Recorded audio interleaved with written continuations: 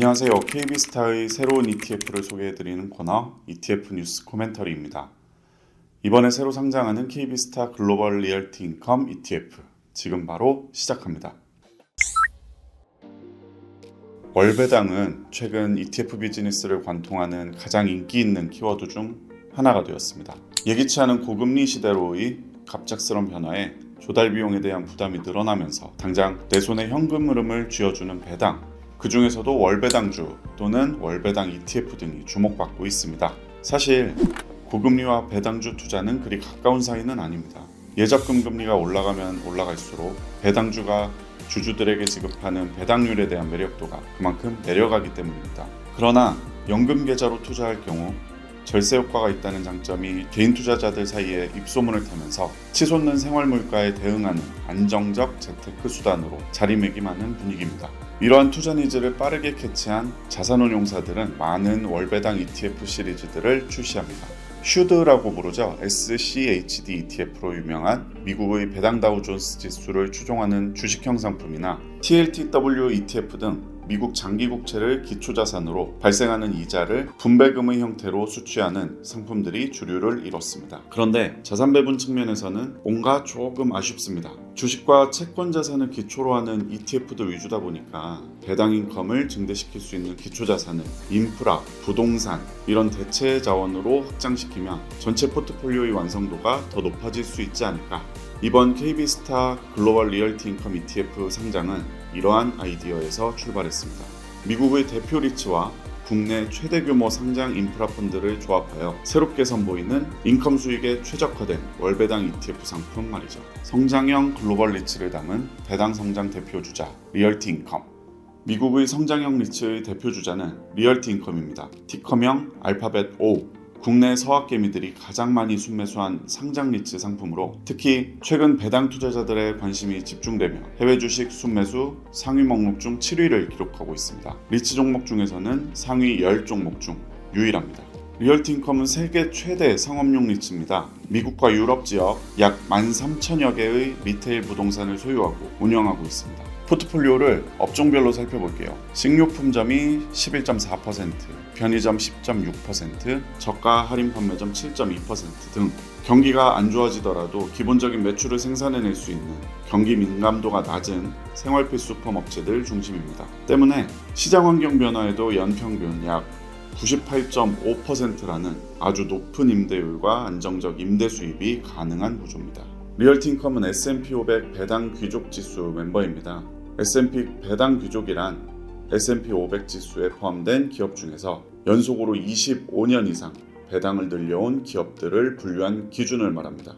리얼티 인컴은 지난 54년간 월배당을 지급해왔으며 25년 넘게 배당금을 꾸준히 증액해온 배당 투자에 있어 빠지지 않고 언급되는 대표 주자입니다. 2023년 3분기 기준 연환산 배당률은 약 5.3%로 1995년 이후 연평균 약 4.3%씩 배당 성장을 기록해왔습니다. 특히 코로나 기간인 2020년 그리고 2021년까지도 꾸준히 월배당을 늘려가면서 배당 투자자들의 구미를 당기기에 충분했죠. 월배당 리츠 상품 중 대표적인 ETF가 리얼티 인컴이라면 맥쿼리 인프라는 국내 최대 규모의 상장 인프라 펀드입니다. 맥쿼리 인프라는 2023년 3분기 기준 약 5.3조 원의 시가총액으로 신용등급 AA의 우량 펀드입니다. 2006년 유가증권 시장에 상장이 됐거든요. 국내 사회기반 시설 사업의 시행들을 주도해오면서 현재는 18개 정도 국내 인프라 사업에 총 2.5조 원을 투자하고 있습니다. 맥쿼리 인프라는 이들 18개 개별 사업 시행법인에 지분 투자, 선순위나 후순위 대출 이런 등의 형태로 투자를 합니다. 여기서 발생하는 투자 수익을 주주들에게 배당금으로 분배하는 구조입니다. 특히 MRG라고 부르는 정부의 최소 수입 운영 보장이 적용되는 자산이 총 15개 인프라 투자 법인 중에서 10개 법인에 해당됩니다. 안정적인 현금 흐름을 기대할 수 있는 거죠. 오른쪽 그림을 보시면 맥쿼리 인프라에서 국가에서 필요한 기반 사업 시설을 깔고 운영해주는 대신에 정부가 수입 부족분이 발생했을 때 이를 지원해주는 식입니다. 이런 안정적인 수익 구조를 바탕으로 맥쿼리 인프라는 2023년 말 기준 연환산 약 6.2%, 주당 775원의 분배금을 지급할 수 있었고 2003년 첫 분배금 지급 이후 연평균 약 5.4% 수준의 배당 성장을 기록해왔습니다. 이 밖에도 이번 ETF는 아메리칸 타워, 크라운 캐슬, 프롤로지스 등 성장형 글로벌 리츠들에도 투자합니다. 특히 최근에는 물류, 데이터 센터, 타워, 조립식 주택 이런 것들이 리츠 산업의 지형 변화를 가져오고 있는데요. 이러한 리츠 유형 중에서 배당 성장 기간에 따라 각각 2개 종목씩 선정해서 포트폴리오를 꾸렸습니다. 안정적인 수입 조건을 바탕으로 꾸준하게 5년 연속 배당 성장을 이뤄내는 기업들을 엄선해서 말이죠. 이렇게 구성된 KB스타 글로벌 리얼티 인컴 ETF 기초지수는 연환산 약 4.14% 수준의 분배율을 보이고 있습니다.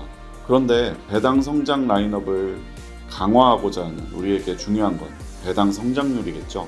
지수가 담고 있는 10개 종목의 최근 10년 연평균 배당 성장률은 7.33%입니다.